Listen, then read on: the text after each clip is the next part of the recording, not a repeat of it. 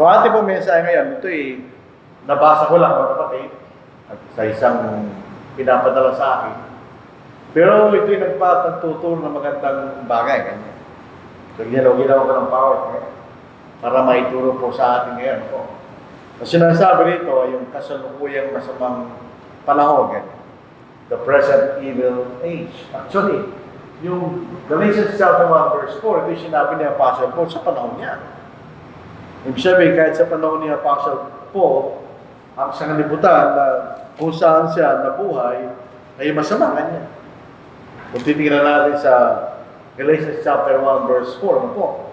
Dito sabi ni Apostle Paul, sa Tagalog, nagbigay ng kanyang sarili dahil sa ating mga kasalanan, yan ang ating Panginoon. Upang tayo kanyang mailigtas mula sa kasalukuyang masamang kapanahunan kanya. Ayon sa kalooban ng ating Diyos at Ama. Relatively speaking, although hindi natin talagang alam, parang mas masama yung panahon natin kaysa panahon nila. Pero sinasabi pa rin ni Apostle Pablo, ito'y masamang kasalukuyang masamang kapanahunan kanya, o present evil age. Yun yung sinasabi niya. So ang ating Panginoon ay namatay sa krus para mailigtas tayo sa kasalukuyang masamang kapanahunan, sabi ni Apostle Paul. Kahit po doon sa mga naunang naging mga Kristiyano, sa pangangaral ni Apostle Peter, ganun din sabi niya. Basahin po na sa Acts chapter 2. Dito sa verse 41, kung nagkakamali. Verse 40 kaya. Sa ibang maraming salita ay nagpatutungo siya, hinimok sila na sinasabi, iligtasin niyo ang inyong sarili mula sa baluktot na lahing ito kanya. Kahit yung lahing generasyon na kung saan nabuhay ang ating Panginoon, sabi ito, hindi kong lahing kanya. Nung may pinangalan ng Ebanghelyo, ganun din sabi niya, baluktot na lahing ito kanya. Nung magsulat si Pablo, kasalukuyang masamang kapanahon kanya. So sinasabi ng mga talatang ito, walang pagbabago sa libutan. Kaya sa panahon ni Apostle Paul, sa panahon ng ating Panginoon, at sa ating kasalukuyang panahon. Dito sa pangalawang Timoteo, sa ika-4 na kabanata, sinasabi pa ni Apostle Paul na lalong magiging masama-sama kanya ang panahon na darating. Actually, chapter 3 yata po yan. Ngunit unawain mo ito, na sa mga huling araw, obviously, yun ang panahon natin, ay darating ang panahon ng kapigatihan, sapagkat ang mga tao ay magiging maibigin sa kanilang sarili, maibigin sa salapi, mayayabang, mga pagmalaki, mapanlahit, suwir sa kayo sa mga magulang, mga walang utang na loob, walang kabanalan, walang katutubong pag-ibig, mga walang haba, mga mapanirang puri, etc. etc. Sabi ni Apostle Paul, darating ang mga araw kanya na mas masama pa darating. So, gusto nating pag-aralan. Ito sinasabi ni Pablo na masamang kapanahonan kanya. Present evil age, o kasalukuyang panahon, kasalukuyang sa kalibutan. Ito'y naiba sa panahon darating. Kanya. Dito sa Mark chapter 10 verse 3, kasalukuyang panahon masama. At ang katunayan, yung mga Kristiyano na mabubuhay sa mga panahon na ito ay daraan sa pag-uusig kanya. Tayo daraan sa mga kapigatihan dahil tayo mga Kristiyano.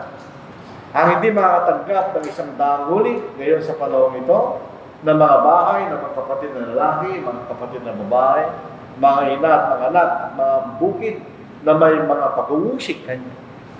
At sa darating na panahon ay walang hanggang buhay. So magkaiba sila.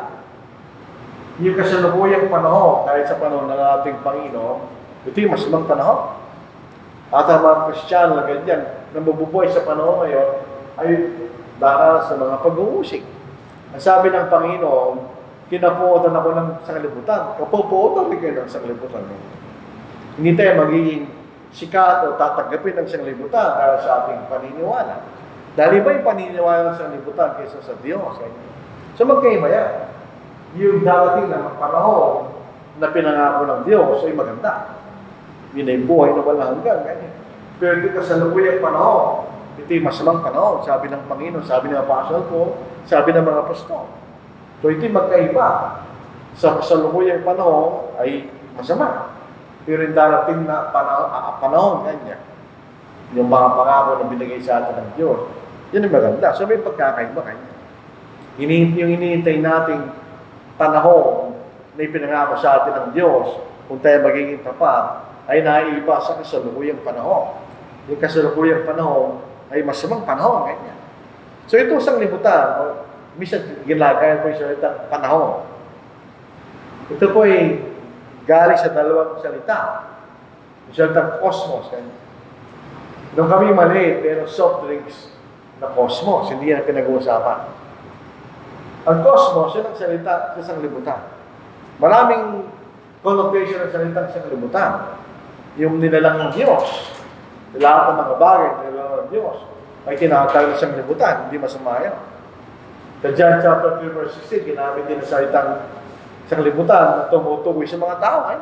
Ngayon na lamang ang pagmamahal ng Diyos sa mga tao, ibig sabihin, na ibinigay niya kanyang bugto na anak. Pero sa pagkakataon na pinag-aaralan natin ngayon, ang cosmos, ito'y kayusan o order ng kasamaan, ganyan, na lumalaban sa Diyos. Sa kasalukuyang panahon, ang Diyos ay makapangyarihan sa lahat, totoo yun. Pero sa kasalukuyang sanglibutan, ang nag-ahari ay si Satanas. Ang kalooban ni Satanas ang nag-ahari sa sanglibutan, hindi kalooban ng Diyos. Huwag natin sabihin na mahina ang Diyos, hindi. Dahil naglasa ng isang araw, nagaganti siya sa mga tao nito. Tumasa sa mga tao na sumusunod sa kalooban ni Satanas. Dito sa 1 John chapter 2 verse 15, huwag niyong ibigin ng sanglibutan. Niya mga bagay na sanglibutan. Ang pag-ibig ng Ama, wala sa sino mang umiibig sa sanglibutan. Kasi pag tayo po ay maaayaw sa mga masasamang bagay sa sanglibutan, wala ang pag-ibig ng Ama sa ating ganyan. So, ibig sabihin, sinasabi rito, ang kasamaan ng kasalukuyang sanglibutan. Pag tayo umayaw ito, ganyan, wala ang pag-ibig ng Diyos sa atin. Ito rin meron po salitang ayon, ganyan, o age. Ito yung panahon na kung sinasabi ka ng spiritual na kalagayan.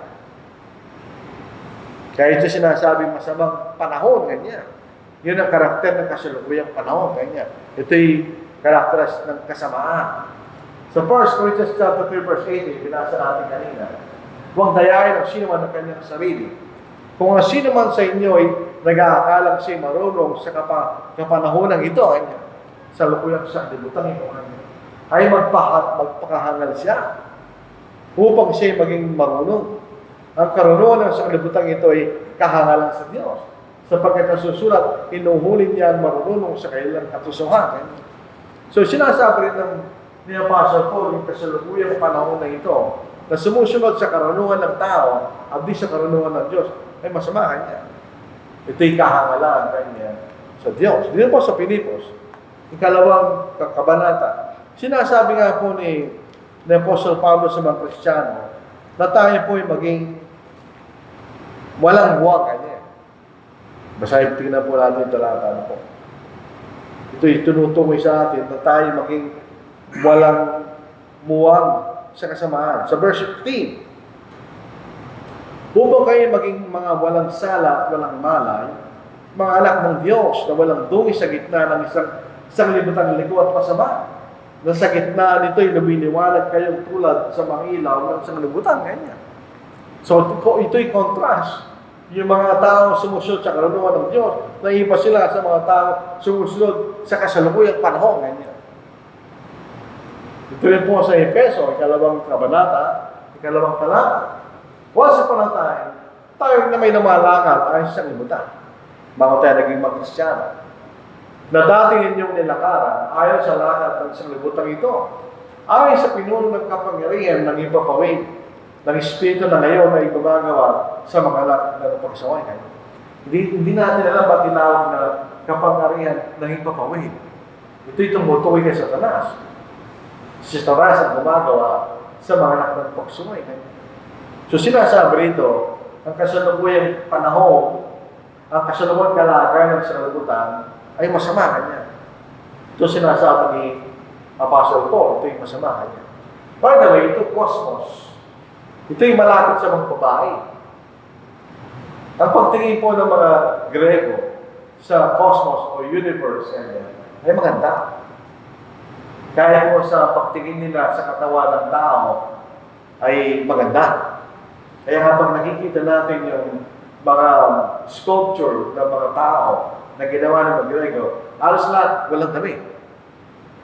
Dahil ang pagtingin nila sa katawan ng tao ay maganda. Actually, yung mga unang atleta na tumatakbo sa mga naunang paligsahan ay walang damit. Dahil ang pagtingin ng mga Grego sa nilalang na nakikita nila.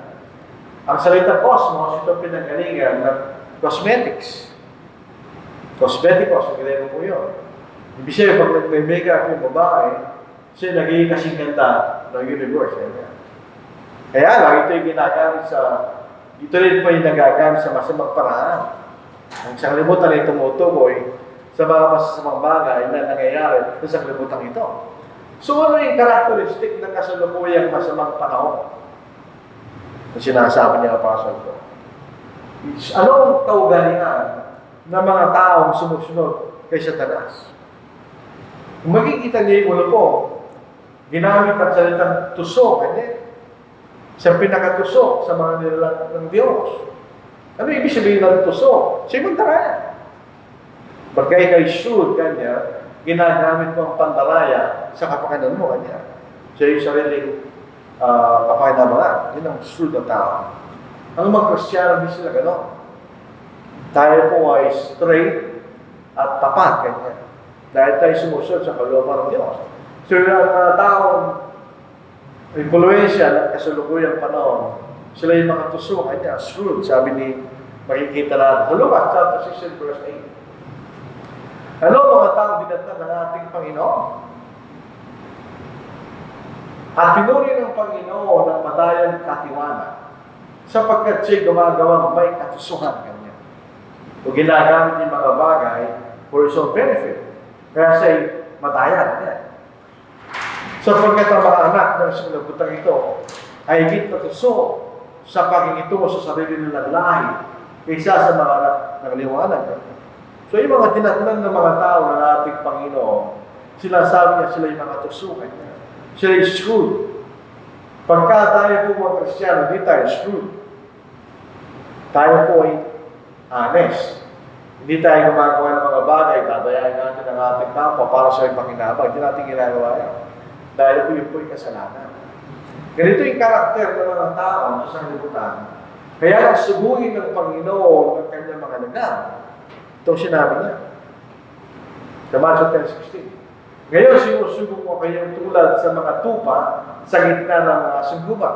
Alam niyo pa, tignan niyo lang kayo. Ang mga lagad ng Panginoon ay tupa. Ang pinaka-harmless na mga hayop ay mga tupa. Ang kalaban ng mga tupa ay mga asong gubat. In other words, yung pagsugo ng Panginoon sa kanyang mga lagad ay papunta nga sa kapahamakan. Ito yung panganib na inyong makikita niya sa inyong pangangarap. Yan dapat yung gawin. Kaya maging matalino kayong gaya ng mga ahas niya. So, ibig sabihin, may positibo sinasabi ang Panginoon sa mga ahas. Sila'y matalino. Parang, so, kung ikaw ay susubuhin at mangarap sa Ebanghelyo, kailangan maging matalino kanya. Kailangan mabasa yung mga pandaraya na ginagawa ng mga tao nagtuturo ng maling aral para maipakita mo sa kanila ang kailang mga mali. At sinasabi na maawang gaya ng mga kalapati kanya. Yung kalapati po ay isang hayop na tapat. Actually, ilan lang sila sa ilang mga hayop na pag nag-asawa sila, minsan lang sila. Kaya kapag may kasal, ang pinalilipad din ay kalapati. Sila po ay well-known sa katapatan sa partner nila. Pag namatay ang partner ng kalapati, hindi na siya mag-asawa. Kahit anong pang gawin mo, hindi siya mag-asawa. Anong ibig sabihin ng maamo? Yung sinatingin natin sa maamo ay yung tahimik, o hindi makabasa pinggan, hindi nang ibig sabihin, no? Hindi matalino kanya. Saan ko matalino? Ang salitang maamo sa banal na kasulatan, ito yung nagpapailalim ng kanya sa kapangyarihan ng Diyos. Hindi mo gagamitin yung sariling kapangyarihan kanya, kundi magpapailalim ka sa kapangyarihan ng Diyos kanya. Dahil kay susuong sa panganib ng mga tusong mga tao kanya. Yun ang dadatnan mo. Ito yung mga tao hindi tapat. Kasi kung tayo na ng Ebanghelyo, yun ang makikita mo. Mga tao nagtuturo ng pagdaraya, mga maling aral, kanya. Kailangan mo kayo matalino ka. So sinasabi ito ng Panginoon, yung characteristic ng mga tao sa panahon niya. Anong ginagawa ng mga tao ito? Anong katusuan ang ginagawa ng mga tao ito na sumusunod kay Satanas? Pinapalitan nila ang kahulugan ng kasalanan para sa kanilang sariling benefit, kasiyahan, etc. Personal comfort. Yan ang ginagawa nila. In other words, hindi nga tinitignan ng bagay ng kasalanan, hindi. Pinapalitan nila ang kahulugan ng kasalanan. Hindi lang po sa panahon natin, kahit sa panahon ni Isaias. Sabi niya rito, kahabag-habag sila na tinatawag na mabuting ang masama at ang masama yung mabuting. Alam po niyo, pag nag-aaral tayo ng anumang sinusulat, na pag-aaralan natin ang karakteristik ng mga taong ito. Ito po isang sinulat ng mga Hebreyo. Ang mga taga-Kanlura, pag gumagawa sila ng poem, meron silang meter-rhyme. Yun ang kailang style. Pero yung mga Hebreyo, hindi ganun ang style nila. Ang style nila, malimit, ay paulit-ulit. Ginagamit nila pagkakaibang mga salita, pero yung silang kahulugan. At yung ginagawa nila for emphasis. Kahabag-habag sila na tinatawag na mabuting masama kanya. So, ibig sabihin, ang masama ay hindi masama sa kanila. Sinasabi na ito yung mabuti kanya. At ang masama ay mabuti, baliktad. So, sa mga tao ng sanglibutan, ang masama ay hindi masama. Ay ito'y mabuti kanya. Na inaaring dilim ang liwanag at ang liwanag ang dilim. Na inaaring mapait ang matamis at ang matamis ang mapait. In other words, hindi sila nagsasabi ng totoo. Ang sinasabi ng mabuti ay ang masama. At ang masama ay sinasabi ng mabuti. So ang kasalanan ay nagiging kasalanan. Ito ang dahilan bakit binigyan ng Diyos ng kautusan ang kanyang bayan. Dahil noong panahon na yun, na tinawag ng kanyang bayan, ay ang sanglibutan ay masama. Hindi na nila alam kung ano masama at kasalanan. Dito sa Galatia, chapter 3, ang kautusan ay hindi binigay para sila maligtas. Dahil ang kaligtasan ay pinangako sa ating Panginoon. Eh, nagkatanungan, kung gano'n pala, ba't binigay pa yung kautusan? Dito sa Galatians chapter 3, verse 19, bakit ang mayroong kautusan? Ito yung dinagdag dahil sa mga paglaban. Hanggang sa dumating ang binila siyang pinakakuha, at ito'y ibinigay sa pamamagitan ng mga anghel sa kamay ng isang tagapamagitan. So yung mga bansa sa panahon na tinawag ng Diyos sa Israel, hindi na nila alam kung ano yung masama at mabuti kanya. So binigyan ng kautusan ng Diyos sa kanyang bayan para maibigay ng kahulugan kung ano mabuti at masama. Dito sa Romans chapter 7, verse 7, paano nalaman ni Pablo ang covetousness? Dahil sa kautusan. Masahin po natin. Ano ang ating sasabihin? Ang kautusan ba'y kasalanan? Huwag na mangyari. Gaya ba hindi ko siya nakilala ng kasalanan, kundi sa pamagitan ng kautusan, sapagkat hindi ko siya nakilala ang pag-iibot o covetousness, kundi sinasabi ng kautusan, huwag kang mag-iibot. Ganyan. Pero sa mga kasalukuyang panahon ngayon, hindi na gano'n. Once upon a time, kung tayo po ay babalik sa ilang dekada ng mga tao, ibang pagtingin nila. No, ako'y maliit. Maliit pa, hindi pa ako nag-aaral. Malimit ko marinig sa mga matanda ang ganitong bagay. Kahit hindi na tayo yumaman kanya, basta ang ating karangalan ay hindi masisira kanya, yun ang mabuti. Yun ang kaisipan nila. So, hindi sila materialistic ng mga nawalang tao. Tapos, fast forward ka, baliktad na. Kapag ka mayroong dalaga, isang pamilya, ang sasabihin nila, magsapayugi ka para yumaman tayo. So hindi nila tinitingnan yung karangalan. Ang sa kanila, yung yumaman sila. So naging masama, mabuti, yung masama. Ang masama ay mas mabuti. Tingnan nyo, pag ikay tapat, naging ibang trabaho at tapat ka. So ang iyong sasahurin ay yung nararapat lang. Ngayon, meron kang kasama sa trabaho na nadadamo. Ano sasabihin niya sa'yo? Mahina ka na. Di ba? Ikaw ay mabuti, ikaw naging masama sa kanya. Ano mabuti sa kanya? Yung ginagawa niya masama. Para sa kanyang kapakinabaras. Yun ang ginagawa ng mga tao sa panahon natin ngayon. Yun ang ginagawa ng mga tao sa panahon ni Isaiah. Yun ang ginagawa ng mga tao sa panahon ng ating Panginoon at sa kuni pagluhan niya. Binabaliktad nila. Pinapalitan nila. Ibig sabihin ng kasalanan. Bali, hindi nila tinitinilang kasalanan bilang kasalanan. Para lang makinabang sila sa kanilang kasiyaan o sa kanilang kapakinabangan. Yun ang sinasabi ni Isaiah. Tayo rin po mga Kristiyano, pwede tayo may gano'n. Pwede tayo may gano'n. Dito sa Amos chapter 6, ano nangyari sa bansang Israel? Nung sila'y galing sa Egypto, sila'y dukhang bansa. Nagnakaw na sila pag-aari ng mga Egypto, etc.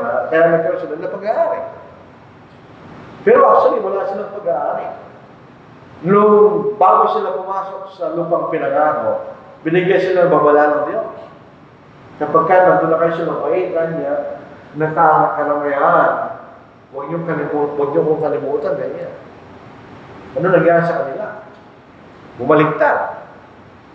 O sa ating pag-aaral ng unang panahon, yung bansang Israel sa panahon ni Isaiah, yung mga namumuno sa kanila ay corrupt.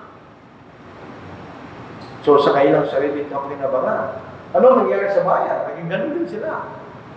Kaya yung pagsama nila sa Diyos ay naging paibabaw lang dahil din na yun ang kanilang layunin. Ang layunin nila ay makinabang. So pwede mangyari yun.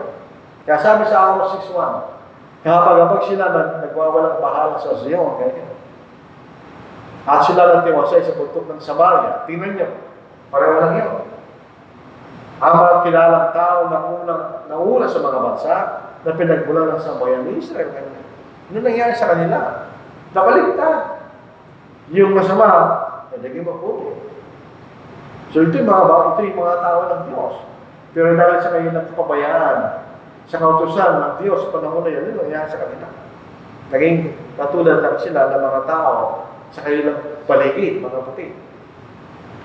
Ang mga tao sa panahon ng kasalukuyang kasamaan, ang tinuturo na intolerance.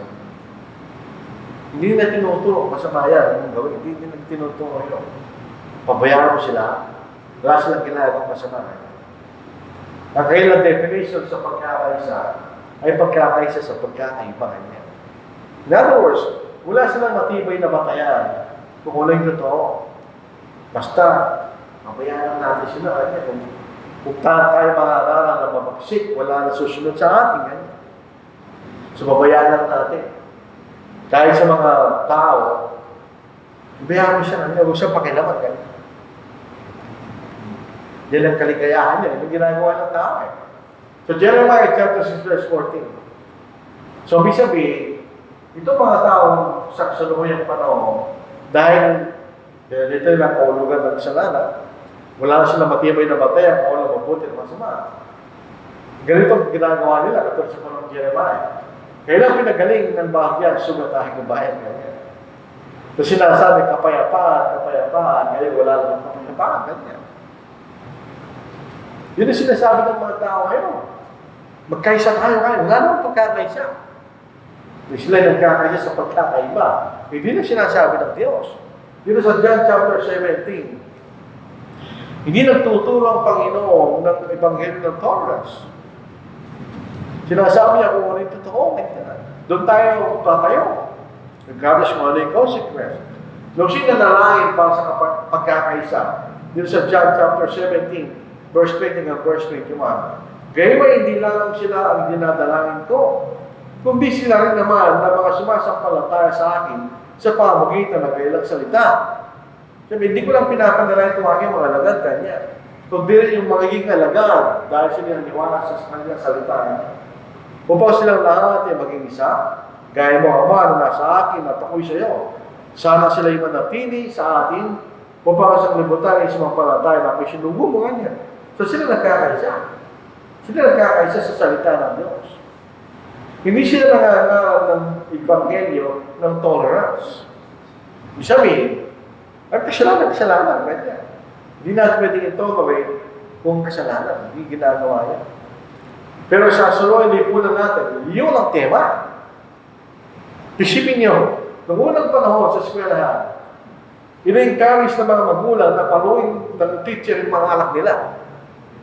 Pag sinabi pag matigas ng ulo ng anak, paluin nyo kayo. Hindi tinotolerate ng mga magulang ang kayo ng mga anak doon sa hindi tama. Pero ngayon, paano ang sitwasyon ngayon? Tolerance. Huwag mo siyang paluin. Bawal yan. Pag pinala mo yung bata, teacher ka, matatanggal ka sa pagiging guro. Anong gagawin ng guro? Hindi tolerate mo. Kaya magulo yung bata, mabayaan mo siya. Noong si Tommy, grade 1, nakita ko, natutulog na siya. Tutulog siya. Sabi ko, nagsingin niyo. Kasi anong natututunan niyo? Kung natutulog, sabi ng teacher, pabayaan mo kanya. Tapos may nakikita na nakaigado, tolerance. Wala na disiplina na pinapailan ng unang panahon. Kaya ano mangyayari sa mga bata? Magtotolerate sila ng masama, di ba? So yun makikita natin na kasalukuyan kaisipan ng sanlibutan. Hindi mo na pwede husgahan ang isang tao alam mo nagkakasama. Halimbawa, gusto yan, halimbawa lang ako. Halimbawa, yung mga member ng federasyon. Hindi mo sila pwede husgahan. So, bawal yan. You have to tolerate. Yan ang sinasabi ng mga tao ngayon. So, hindi yan ang sa atin. Look po sa Zephaniah, chapter 1, verse 12. At sa panahon yun, ang Jerusalem ay sisasating ko sa pamagitan ng ginawa. Bakit? Anong gagamitin ng Diyos sa kanyang pagsisiyasa? Ilawan, kanya. O, ibig sabihin, katotohanan. At aking parurusahan ng mga tao na nagsisupo sa kanilang mga lata, yung nagsasabi sa kanilang puso, ito sabi nila, baka may influensya tayo. Ano sabi nila? Ang Panginoon hindi gagawa ng mabuti. Ang Panginoon hindi gagawa siya ng masama. Wala siyang gagawin ngayon. So tingnan sa panahon pa ng Israel, ganun tinasabi nila. Hindi tayo parurusahan ng Diyos, hindi niya gagawin yung ganyan. So kahit anong gawin natin, walang gagawin sa atin ng Diyos. Yung ibang mga sakay ng pananampalataya, hindi sila naniniwala sa impyerno. Ay, saksi ni Jehovah. Nabasa mo yung kay Laklat, sabi niya, hindi gagawin ng Diyos kanya, sa kanya ng anak, na kanyang ninalang, na sila ipupot sa impyerno kanya, hindi gagawin ng Diyos yung kanya. Hindi man totoo yun. Dahil sa panahon po ni Noah, pinuksa niya mga tao masama. Pero ito po yung attitude ng tolerance. Meron tayong tinotolerate, hindi masama. Katulad sinasabi sa Romans 14, tinotolerate natin yun dahil hindi naman masama. Pero hindi natin pwedeng tolerate ang isang bagay na hindi kalooban ng Diyos. Ikatlo, makikita natin. Ang point of view ng mga tao sa panahon natin ngayon, ang mabuti ay hindi didefine ng anumang batas. Ang mabuti ay ayon sa sitwasyon. Hindi katulad ng salita ng Diyos. Ang pangaralan niya, yung pangaralan niya, kahit anong dahilan. Ano sinasabi ng mga tao? Hindi masama yan, nagmamahalan sila. Yung asawa niya kasi, hindi na asikaso yan, kaya iniwan siya kanya. So, sinasabi na, wala siyang kasalanan asawa niya kanya. Halimbawa, ikaw ay nagnanakaw sa kumpanya, ay hindi kanya pagkakataon niya, ba't niya pagbabayaran? Walang ginagawa masama yung tao kanya. Naghahanap buhay na. Yun ang kaisipan ng mga tao ngayon. Hindi na sa Biblia, makikita masama. Sinasabi niya, masama yan. Pero hindi na gano'n. Depende kaya sa sitwasyon kung mabuti o masama. Kaya yan po yung ginagawa sa eskwelahan niya. Kaya gano'n na nangyayari sa mga bata. Hindi na pinapalo. Hindi kaya. Pabiyawa lang. Depende sa sitwasyon niya. Ano ba dahilan niya? Baka lang mabuti ngayon dahilan kaya nagawa niya. Hindi yan ang sinasabi ng Diyos. Ang sinasabi, definite, ang isang bagay yung masama. Ito'y masama. Sa pangalang Pedro, chapter 2, verse 18, verse 19. Sapagkat sila nagsasalita ng kayabangan, walang kabuluhan, at nangaakit sila ng pagnanasa ng laman sa pamagitan ng kahalayan, sa mga nakatakas mula sa mga namumuhay sa namalian kanya. So, pinag-usapan rin mo. Ito yung mga Kristiyano. Inaakit sila kanya. Sila'y pinarabuan nila ng kalayaan, gayon sila mismo ay mga alipin ng kabulukan.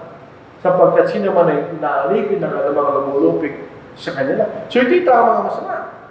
Hindi sila malaya. Sila ay alipin ng kasamaan. Tapos pinapangakuha nila mga Kristiyano, walang kalayaan. So, makikita natin, wala silang definite na definition kung ano yung masama. Ganyan ang general na kaisipan ng mga tao sa panahon natin ngayon. Kaya, pwede lang sabihin, magsaka yung mga nalang para yumaman tayo. Wala lang masama doon. Meron. Kung pupunta mo ay mapapahama naman yung anak mo, sumayaw. Pero sa kanila, hindi kaya. Yan ang parang para tayo ngayon, mga sipuha yan. Hindi naman siguro masama yung kaya. So, yun ang kaisipan ng isang libot na ngayon.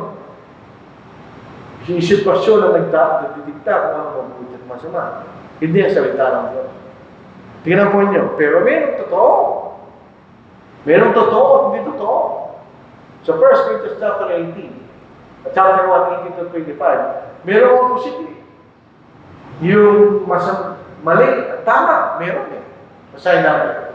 Sapagkat ang salita ng krus ay kahangalan sa mga napapahamak. Ngunit sa ating nangiligtas, ito ay kapangyarihan ng Diyos. Sapagkat nasusulat aking warasakin ng karunungan ng marunong, at ang pangunawa ng mga matatalino ay ating bibiguin. Nasaan ang taong marunong? Nasaan ang eskriba? Nasaan ang bihasang makipagtalo ng panahon ito? Hindi ba't ginawa ng Diyos na kahangalan ang karunungan ng sanlibutan? So merong opposite. Ang karunungan ng sanlibutan at ang karunungan ng Diyos. Sapagkat yaman sa karunungan ng Diyos ay di nakilala sa sanlibutan ng Diyos sa pamamagitan ng karunungan nito. Ito yung problema ng mga taong marunong sa karunungan ng sanlibutan. Majority sa kanila ay atheist. Dahil di na may paliwanag ng Diyos. Di na may paliwanag. Kaya in most cases, hindi sila naniniwala sa Diyos. Ay hinalagda ng Diyos na ligtas ang mga sumasampalataya sa pamamagitan ng kahangalan ng pangangaral. Sapagkat ang mga Hudyo ay may ilang mga tanda at ang mga Grego ay mga hanap ng karunungan. Subalit pinapangalan ng Kristo ay pinaro sa krus na isang kapitusuran sa mga Hudyo na ibig sabihin, no? Ito'y kapitusuran na kailang hari ay nakaparo sa krus. Kaya hindi nila matanggap yun. At sa mga kahangalan sa mga ito, hindi nila may paliwanag kung ano ibig sabihin ng tayo mamatay sa krus para tayo kaligtas. Ngunit sa kanila ng mga tinawag, naging mga Hudyo, mga Grego, si Kristo ang kapangalan ng Diyos at ang karunungan ng Diyos. So, siya kapangalan ng Diyos. Kaya sa napako sa krus. Siya rin ang karunungan ng Diyos kanya. Na hindi maintindihan ang karunungan ng tao. Sapagkat ang kahangalan ng Diyos ay hindi na matalino kay sa mga tao at ang kahinaan ng Diyos ay hindi na malakas kaysa sa mga tao. So, ano ito totoo? Meron ang karunungan ng Diyos. So, hindi yung sitwasyon na nagsasabi sa atin, hindi mabuti, masama. Kundi ang karunungan ng Diyos na nagsasabi sa atin kung walang mabuti o kung walang kasalanan o hindi. Ito po ang malungkot sa atin. Sa kasulukuyang panahon lalo na, tinatanggap na nila ang masama. They accept and embrace evil. Pag ginawa po natin yan, mabawala tayo sa Diyos. Kung Kristiyano po tayo, tinanggap natin ang masama, ano mangyayari sa iyo? Hindi maiwala sa Diyos, siyempre. Pero sa obserbasyon po natin, ganyan ang nangyayari. Ito mga simple na halimbawa lang, kasi nakita ko sa buhay ko ito eh. Nung ako'y maliit, andyan ang Clark Air Base. Pag may nakita ka naka-short na maiksi, Amerikana yun. Wala ka makikita Pilipino naka-short.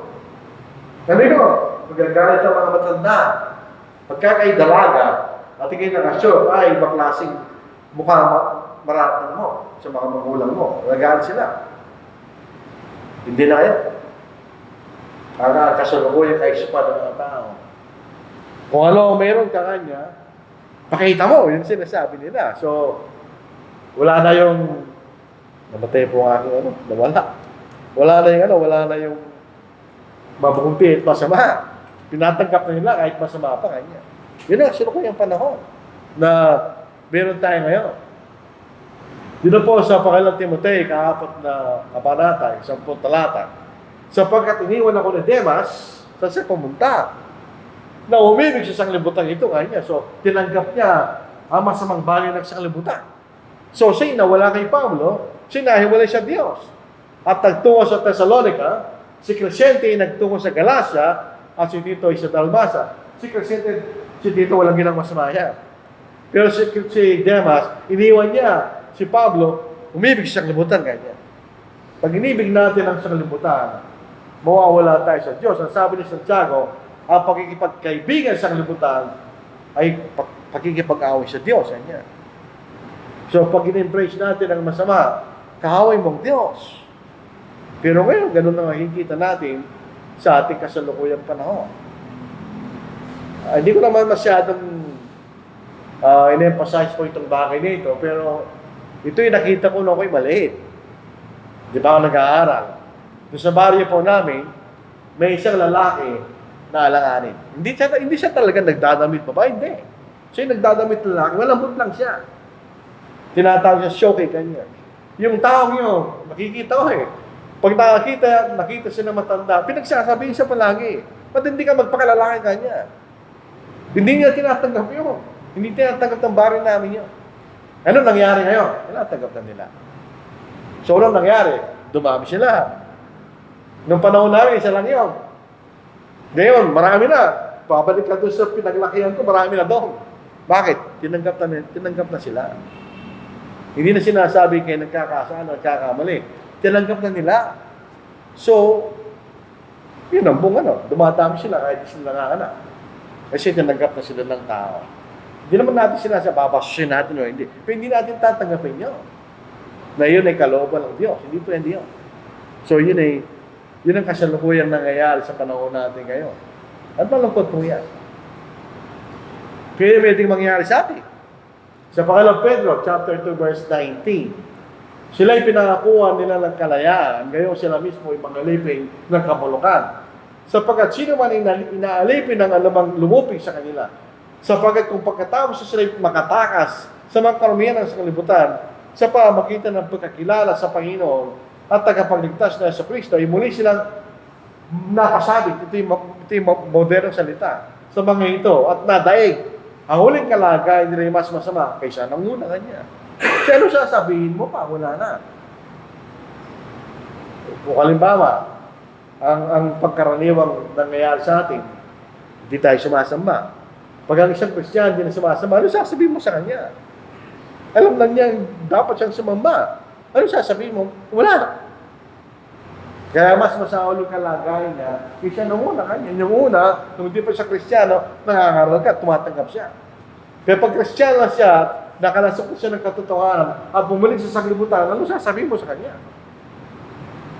Alam na niya yung sasabihin mo, actually. Kung siya talaga ay nakalasok na sa mga bagay, sa sanglibutan, ay sa katotohanan ng Panginoon. So ito yung karakteristik po ng mga tao sa kasalukuyang panahon. Kaya ganito ang ating panahon. At hindi naman tayo propeta, at ang ating panahon ay sasama lang sasama. Kasi ganun yan ang gusto ni Satanas. Para mapalayo tayo sa Diyos. Ano yung pag nagtuturo tayo ng katotohanan, kaunti lang maniniwala sa atin. Hindi tayo paniniwalaan. Pero pag itinuro mo yung kasinungalingan, marami maniniwala sa atin. Kaya, ironic, ang katotohanan, kaunti naniniwala. Pero pagka sinungalingan, pandaraya, marami naniniwala. Ito'y sabi ng Panginoon, di tayo. Hindi naman ito excuse sa wala tayong gagawin. Meron tayong gagawin. Pero itong katotohanan, kahit ang ating Panginoon tinatanggap niya. Sa Matthew chapter 7, verse 13, verse 14, ngayon. Pawasok kayo sa makipot na pintuan, sapagkat maluwag ang pintuan at malapad na dang patungo sa kapahamakan at marami ang pumapasok doon. Sapagkat makipot ang pintuan, masikip ang dang patungo sa buhay, at kakaunti ang nakakapagtagpo niya. Hindi dahil mahirap hanapin. Kaunti lang ang tumatanggap. So, paano tayo natin proteksyonan ng ating sarili sa mga bagay na ito? Simple lang. Ginagawa natin ang kalooban ng Diyos dahil tayo sumasampalataya. Meron tayong puso ng pananampalataya. Meron tayong puso ng pagtitiwala sa Diyos. Hindi tayo sumusunod sa Diyos. Ano mang kapakinabangan mo, hindi yun. Tayo sumusunod sa Diyos dahil tayo sumasampalataya sa Diyos. Kung ganito ang kalagayan ng ating pananampalataya, hindi ka mapipilitin. Ikaw mismo gagawa. Dahil alam mo kung ano yung tama o hindi. Di ba? So, tayo lumalakad mula sa point of view ng isang taong sumasampalataya sa Diyos at hindi sa sanglibutan ito. Sa Romans chapter 12 verse 2, huwag niyong tularan ang sanglibutan ito. Anya. So, huwag tayong gumawa sa sanglibutan. Kundi magbago kayo sa pamagitan ng pagbabago ng inyong pag-iisip. Ano nagpapabago sa atin? Bumalik tayo sa Corinthians. Yung karunungan ng Diyos. Pagka binago natin ang ating sarili, ang ating pag-iisip, ayon sa kalooban ng Diyos, makikita mo na mabuti, kasya-siya, at lubos na kalooban ng Diyos. Makikita mo yun. Ma-appreciate mo ang kalooban ng Diyos. So, hindi tayo pwedeng gumaya sa nakalimutan. Ay, sinasabi natin, yung masamang bagay lang sa libutan. Hindi naman lahat ng bagay na nangyayari sa mundo ay masama. Pero yung mga masamang nangyayari sa libutan ito. Sa 1 John chapter 5 verse 4, sapagkat ang sino mang ipinanganak ng Diyos, saan tayo pinanganak? Ang tinanggap natin ay ang salita ng Diyos. Kanya. Sapagkat ang sino mang ipinanganak ng Diyos ay dumadaig sa sanglibutan. At ito ang tagumpay na dumadaig sa sanglibutan, nang dumadaig sa sanglibutan ang ating pananampalataya. Kanya. So pagka lumihin ang ating pananampalataya, doon tayo nadadaig sa sanglibutan.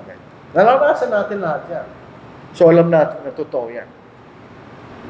Dito po sa Hebrew chapter 3 verse 12. Mga kapatid, ito po yung warning. Mag-ingat kayo kahit saan. Na walang sino man sa inyo ang may pusong masama at walang pananampalataya na naglalayo sa buhay na Diyos. Ito yung maglalayo sa atin. Kapag na-influensya tayo ng sino man na may pusong masama at walang pananampalataya, tayo malalayo sa buhay ng Diyos. So ito po ang ating mensahe po sa gabi ito. At sana po ay tayo makinabang at tumibay ang ating pananampalataya. Ito yung para sa atin. Kasi kaya nga po dahil nandito, ay kakaunti lang tayo at nagtatsaga sa pagkililig. Gusto natin maligtas.